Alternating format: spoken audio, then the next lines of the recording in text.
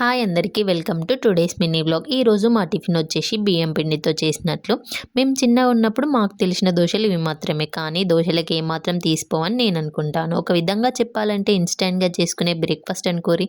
ఇంకా ప్రాసెస్లోకి వెళ్తే నేనైతే ఒక కప్పు బియ్యం పిండిలో కొంచెం సాల్ట్ వేసుకొని నీళ్ళు సరిపడా పోసుకొని మంచిగా ఉండలు లేకుండా కలుపుకోవాలి.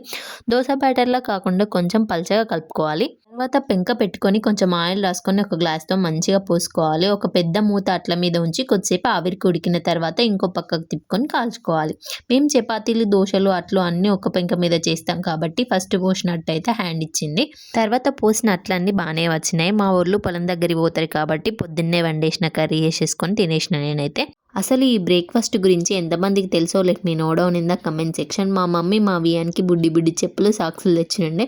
వాడి చెప్పులు ఎలా ఉన్నాయో చూసుకుంటుండే మా వియాన్ అయితే. ఇంతకీ వీడియో నచ్చిందా? నచ్చితే లైక్ చేసి ఛానల్ని సబ్స్క్రైబ్ చేసుకోండి. @nuvenటే